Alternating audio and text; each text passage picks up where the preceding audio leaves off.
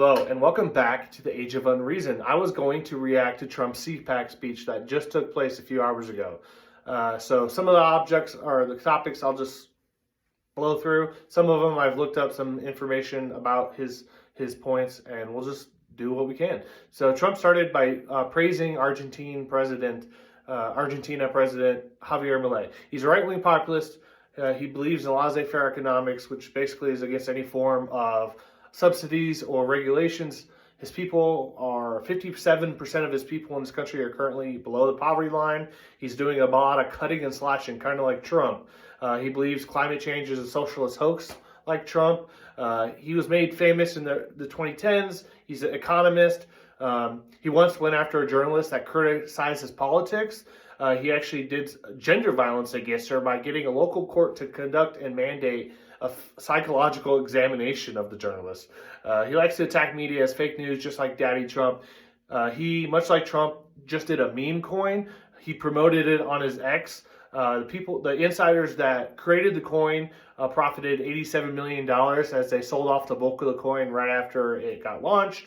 Obviously, a rug pull. Trump did it 2 days before the election. So there's a lot of similarities. Like other right-wing populists, his rhetoric focuses on opposing what he calls political elites. Milei's party was criticized for including among his candidates alleged neo-Nazis. Okay, similar to Trump, right? Apologists for the national reorganization process. During his political career, Milei has been involved in several investigations and has been accused of having a violent attitude towards journalists and critics, as well as a misogynistic behavior towards women in journalism. I think you see why Trump likes him.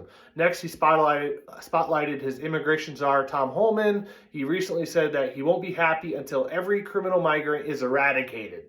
Eradicated. Pretty strong words, right? Has threatened to criminally go after AOC because she dared to educate people on their rights at rallies and on social media. Who just said he's coming to Boston and he's bringing hell. So all my Boston friends, look out. I got another dickhead coming up to Boston.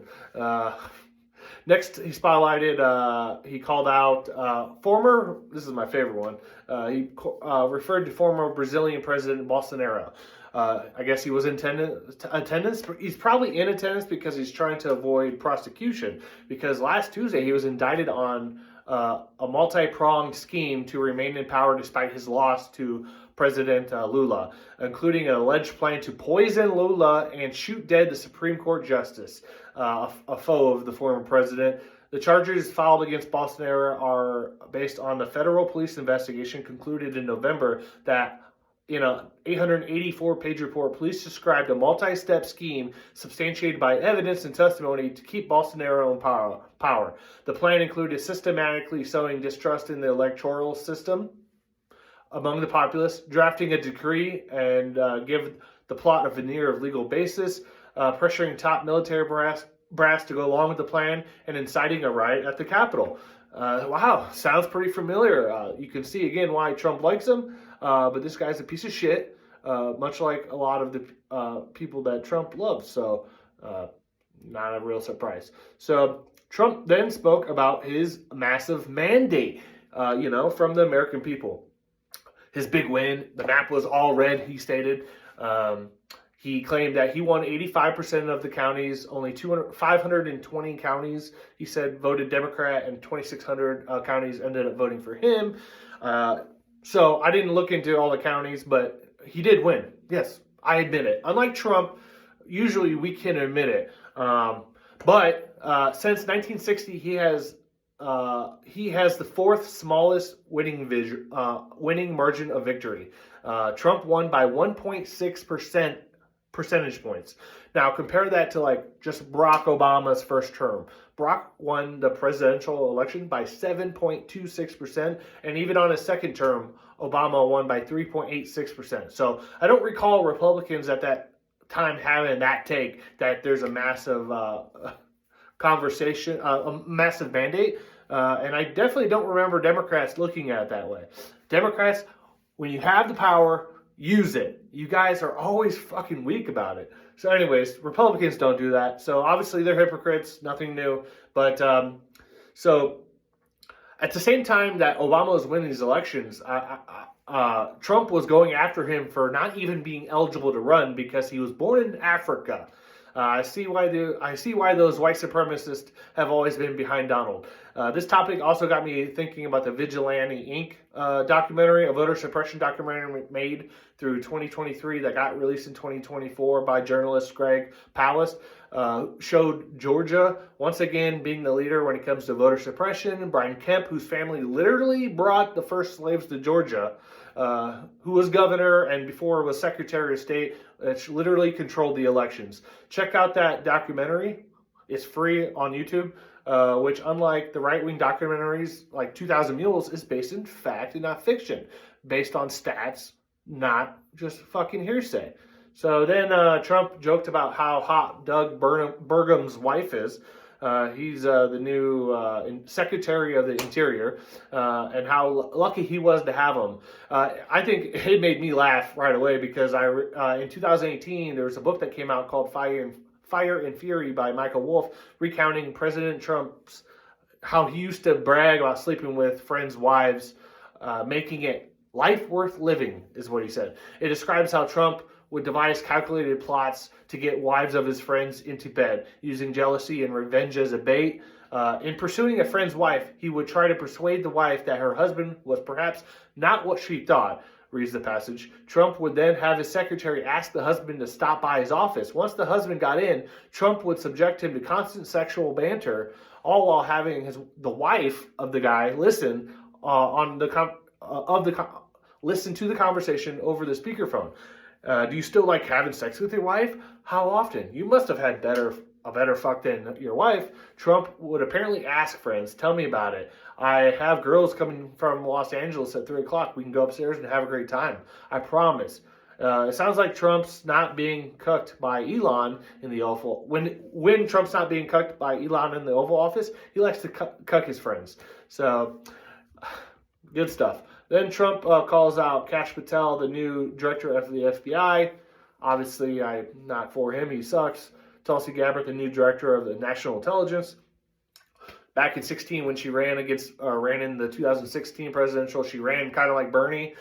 She's completely 180'd. So I couldn't believe her to tell me where the closest gas station is because she's a flipper. And then RFK Jr., the new Secretary of Health and Human Services. All of them suck, obviously.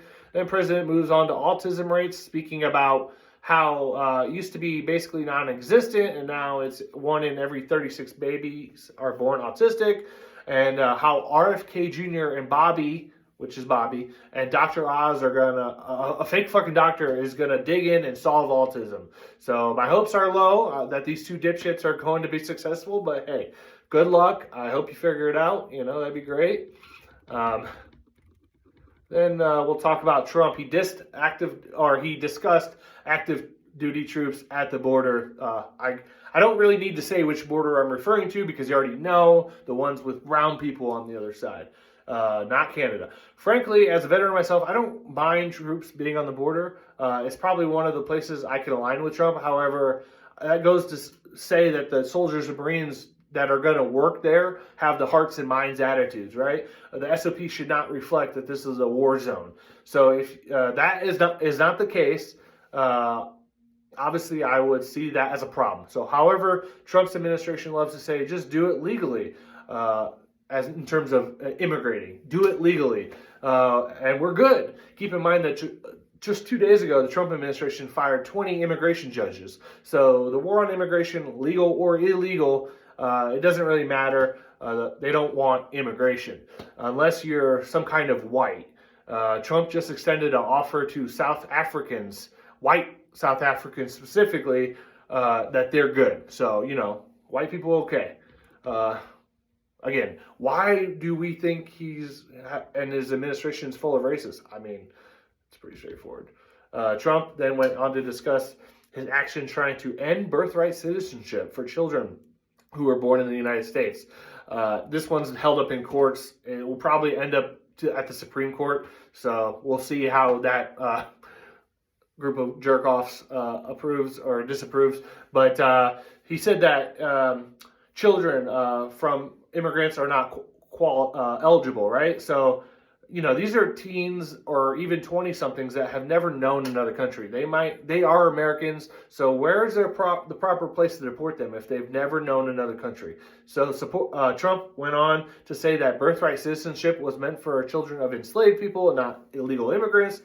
The Trump administration doesn't care if you were born here. Are protected under the Dreamers or DACA thing. At one point, he promoted possibly rescinding naturalized citizen status, which is deeply fucked up. Naturalized citizens went through the citizenship process, the entire one, usually over 10 years. Lots, like a few of them I served with, served in the U.S. military and then got citizenship after, I do believe. And like most left-wing people in borders and laws, yes, we do subscribe that borders and walls or borders and laws exist, but we do not subscribe that they are somehow subhuman and can be treated as such. So again, if you're going to do the border right, fine, but this administration shows that they don't want to do that right or care about the people. So the dehumanization would lead me to believe that they're going to not do such a good job with that. He went on to state that he canceled temporary protective status for the Haitian immigrants, Haitian asylum seekers that were given status after the deadly 2010 earthquake in Haiti that killed 223,000 people. It displaced 1.3 million.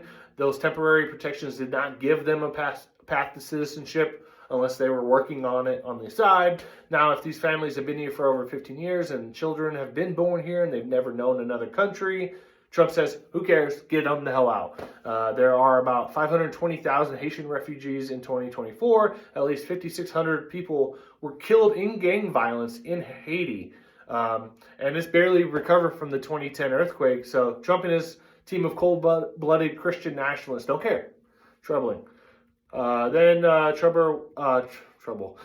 Trump went on to banter about Kamala and the fact that he doesn't say her name much. He talked about Biden a little bit, nothing significant. He discussed how the border control endorsed him in the election.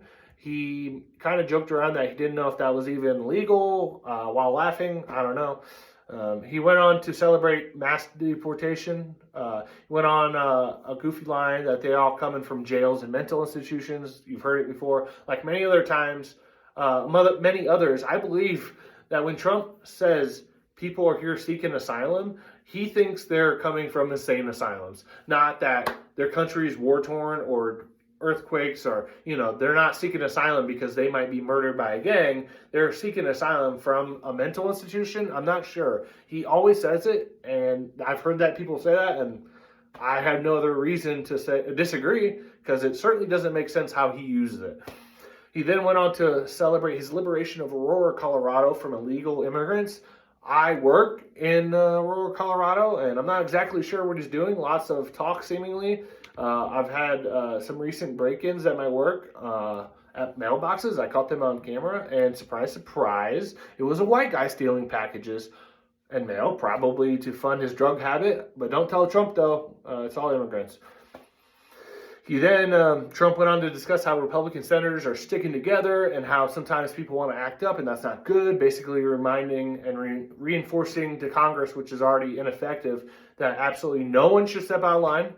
Keep that in mind because Elon oligarch Musk has already threatened Congress to primary anyone that didn't support Trump's agenda. So it's a real threat. Trump then spoke about how MSNBC is, quote, a threat to democracy and that CNN is pathetic and an afterthought. I don't necessarily care about either one in particular, but Trump loves positive coverage and hates anything that challenges him. So he wants his voice to be heard as if nothing, like he was inside North Korea. Blindly loyal, that's how he likes his country to work. So if you can't handle that, if you can't handle the heat, get the fuck out of the kitchen, Trump. That's part of being a president. Anyways, Trump has sued many journalists and news outlets. The goal is not necessarily to win them all, but is to cause a chilling effect. These lawsuits are labeled SLAPP lawsuits. SLAPP is an acronym for Strategic Lawsuit Against Public Participation, making people think twice about putting news out there. Trump has also talked about opening up libel laws and protecting free journalism. Also going after the 1964 Supreme Court decision, New York Times versus Sullivan, getting sued for speaking out. That is anti-democracy and deeply authoritarian. So Trump went into his old shtick where he asked about the crowd what they preferred more, Crooked Joe or Sleepy Joe. The response was weak. The room must have been tired, but I guess the brain trust decided that they were more in favor of Crooked Joe, so I guess who cares? So then he spoke about how slow Joe Biden walked in sand on the beach and how people thought he looked good in a bathing suit, how he slept on the beach and how he could never do that, how Biden was somehow the most corrupt and worst president ever we had, so I don't know, he just kind of rambled. Then he stated that, this was fucked up, he stated that Jimmy Carter, who recently passed away, was so happy when he was dying because he realized that Joe Biden was a worse president than him and he could die happy. That's disturbing. Jesus Christ. He then, of course, went back to immigration stuff because that's like 80% of what he talks about. He talked about how Trump called them years ago. So he talked about how all the shithole countries and that they wouldn't take the migrants back, and now they're taking the migrants back. So again, whatever. Trump then spoke about let's see. Sorry, there's a lot to cover. Trump spoke about designating Mexican cartels as foreign terrorists. So now our military is involved. Obviously, this opens up many doors. I mean, this is certainly one of the most concerned I'm about. Yes, obviously, criminal organizations and cartels are bad, right? Easy. I'm more or less worried about, because this designation gives, at some point, Trump might take the chance to authorize drone bombings and strikes on cartels in Mexico's sovereign land. I don't think Mexican citizens are going to be cool with that, with American violence in their country. We will see how that progresses. I have seen that it's believed that U.S. military has been doing some recon flights down the Gulf of California. Did you even know that existed? Half of you probably didn't. The Gulf of California, it's believed to be a recon specifically on Mexican cartels, which, like I said, if it's done with cooperation with Mexico's government, good, I guess. If not, also, that's horrible. But if you're familiar with the war on drugs and the turmoil America has created in Mexico and South America, you know that we have done this shit before. And it generally doesn't work out, but I guess we'll have to see how this one plays out.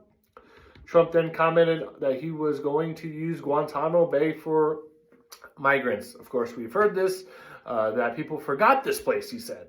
You know, the place where America has had torture scandals, held people for over 20 years without hearings and rights, only to be forced to let them go without any charges.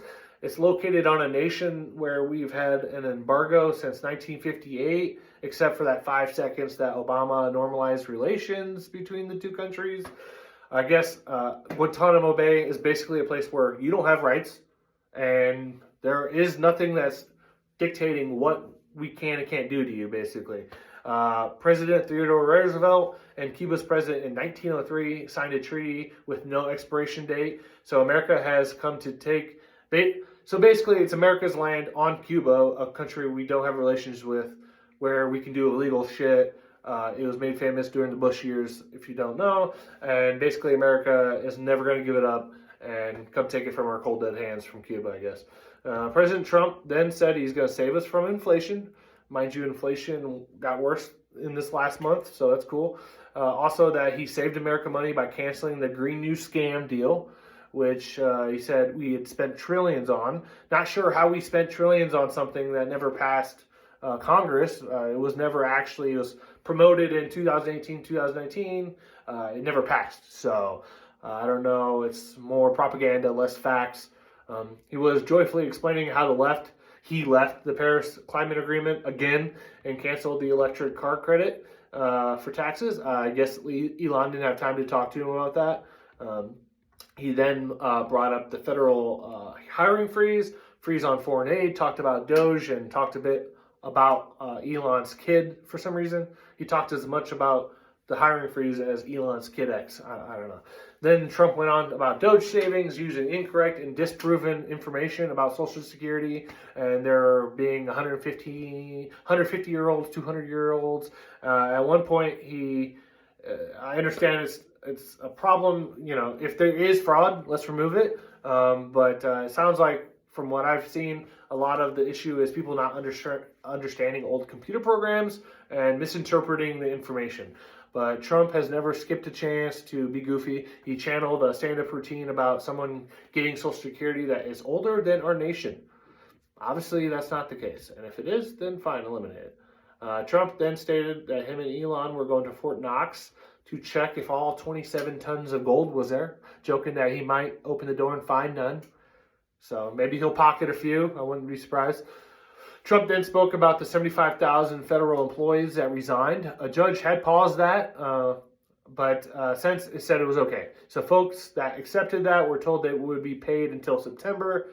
So we'll see if they stick to that. I wouldn't be surprised if that, folds up. Then Trump went on a rant about work from home, how it's a scam, stating that people had multiple jobs, so they were therefore defrauding the government. Mind you, his boyfriend, Elon Musk, is supposedly managing the destruction of the federal administrative state with Doge, while somehow managing Tesla, SpaceX, X/Twitter, Neuralink, the Boring Company, XAI, and not to mention the fact that he has 13 kids with 4 women, two of the 4, half, 50%, maybe he should look into that fucking data, had to reach out to him on X, put him on blast because they couldn't get a hold of him to discuss their kids. One who is about custody and one's about a medical emergency.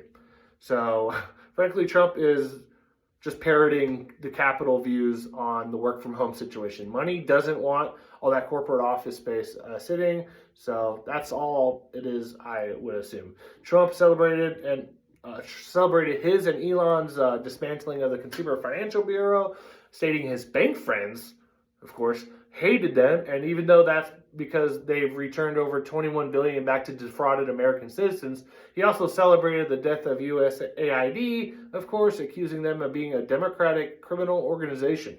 Yet, once again, providing no fucking real fact on that one.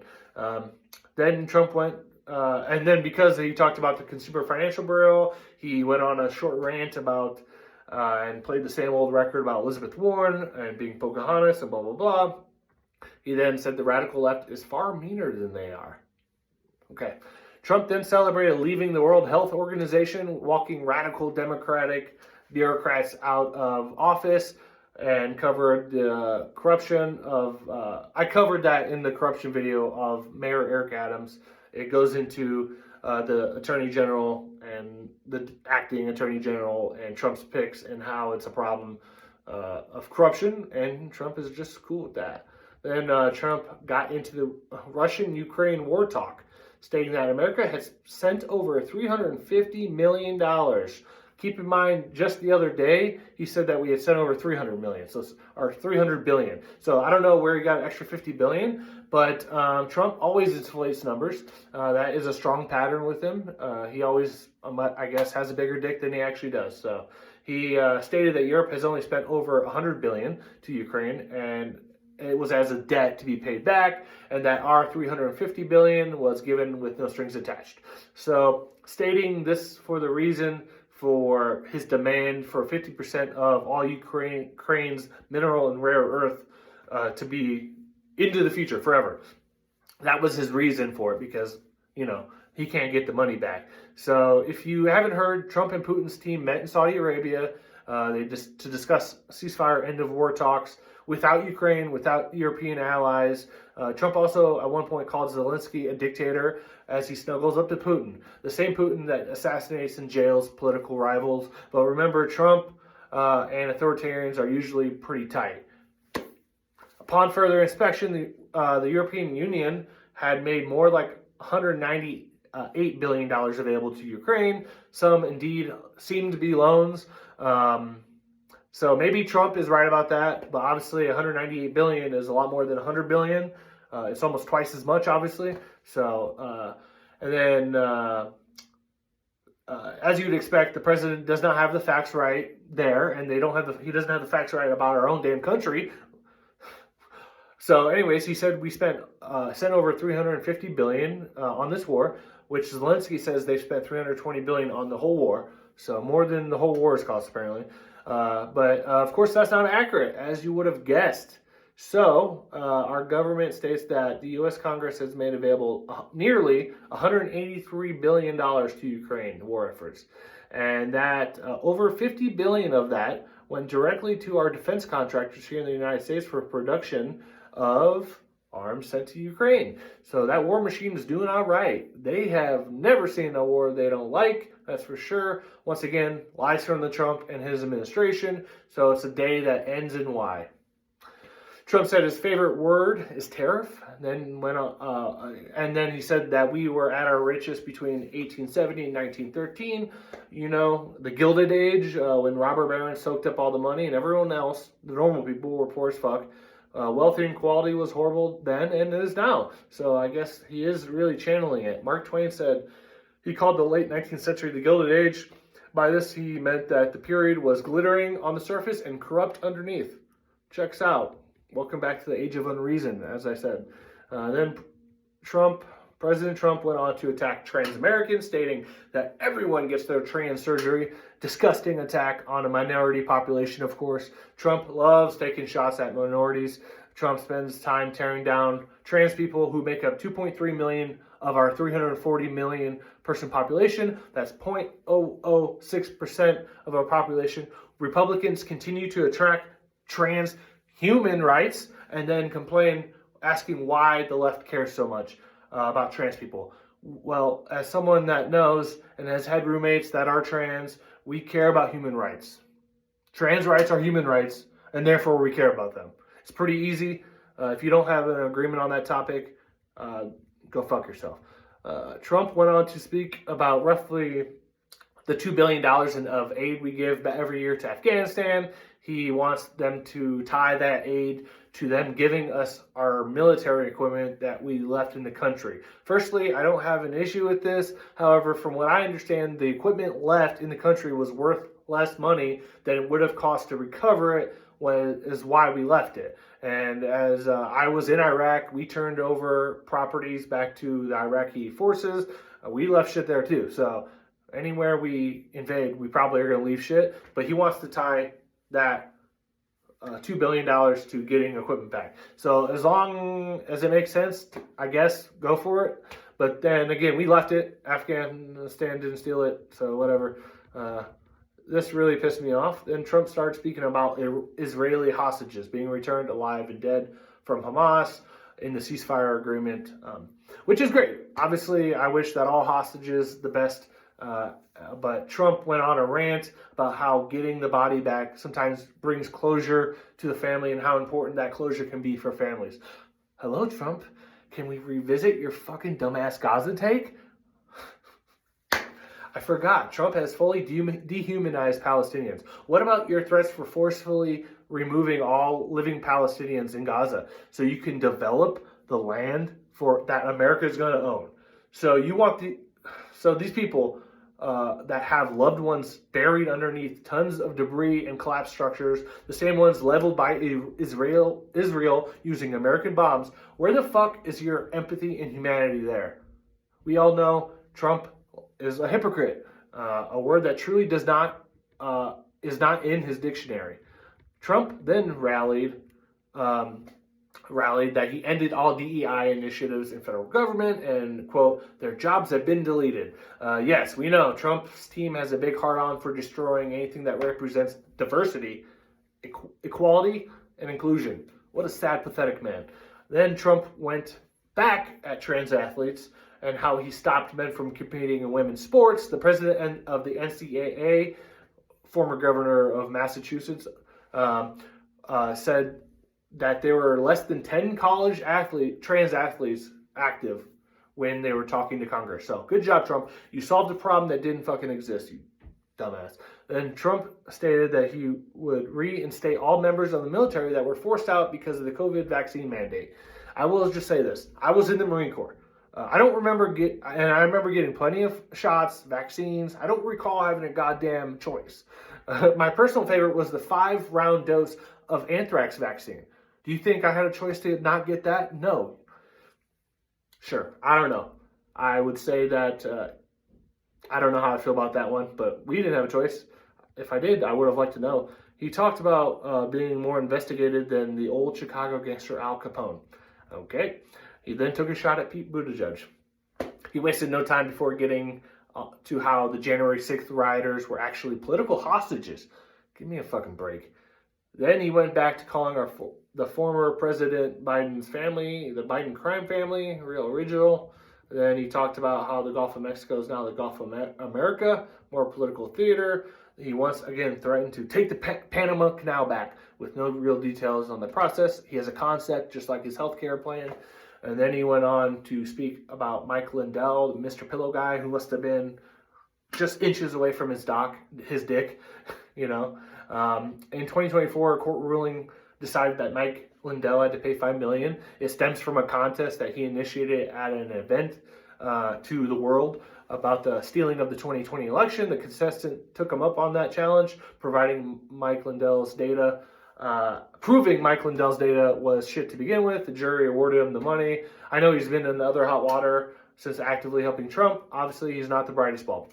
Then Trump ended the speech with a fight, fight, fight chant where I really thought for a second he was going to follow his best friend Elon and Steve Bannon with the Nazi salute that they made famous recently. He did an awkward dance and called it a night. So there you have it. A quick rundown, 30 minutes of Trump's CPAC speech. A dickhead speaking at a conservative political action committee event. More or less what you expected from Trump. Thanks. Welcome back to the Age of Unreason.